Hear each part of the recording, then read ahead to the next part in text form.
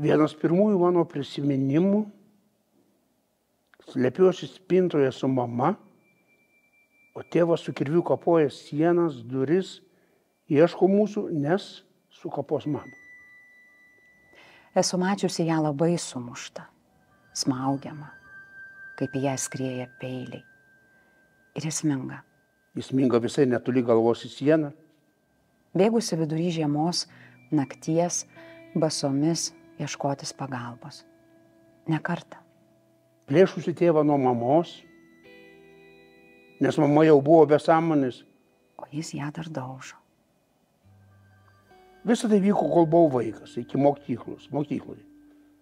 Esu mačiusi ir jas smurtaujant prieš tėvą. Tiesiog net laikydavo ir imdavau kerštauti. Viskas priklausydavo nuo alkoholio kiekio. Tai vyksta ir dabar, tik ne tokiais tempais. Nes tėvai jau vyresni, fiziškai nebėra tiek jėgų. Kai baigiau mokyklą, jaučiausi tarsi bėgu iš namų. Negalėjau sulaukti, kada baigsiu mokyklą.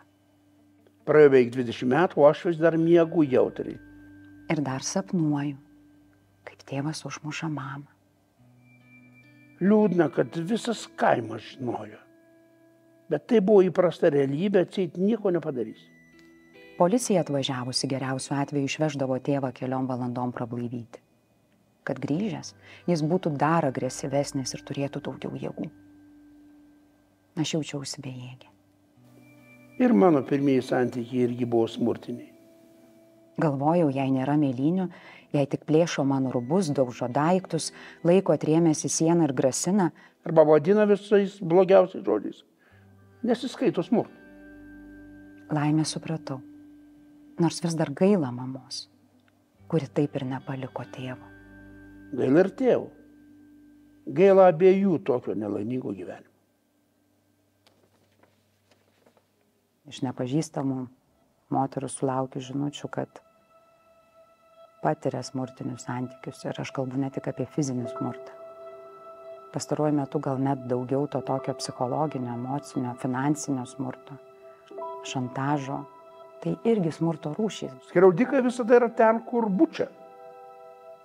Šalia Kijevo. Žinom, net turbūt dabar sužinojo visas pasaulis. Tai va tie, kurie pasisako prieš Stambulo konvenciją, man atrodo, ką jūs toj pusėje esat. Ar Bučos žudikų pusėje. Turbūt taip nedrįsta prisipažinti. Tas požiūris į smurtą dar ne taip stipriai keičiasi, kaip galbūt mes norėtume.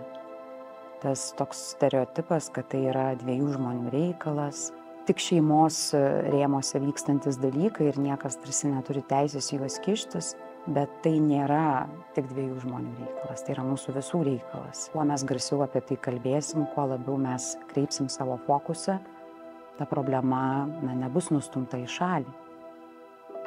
Mažai deklaruoti, kad mes už žmogaus teisės, kad mes už moterų teisės, už vaikų teisės. Ir kas iš to? Pliurpalai. Jeigu tai nėra įvardinta, kad tai smurtas ir kokias turi pasekmes. Aš turbūt labiausiai noriu apie tai kalbėti būtent dėl tų vaikų, kurie yra priversti tikrąja to žodžio prasme gyventi toj smurtinėje aplinkoje, nes jie neturi kito pasirinkimo. Ir koks pas juos vyksta vidinis konfliktas ir vidinis chaosas, kai tavo du mylimi žmonės, tėtis ir mama, šitaip skriaudžia ir žaloja vienas kitą. Ir su tuo gyventi yra beprotiškai sunku.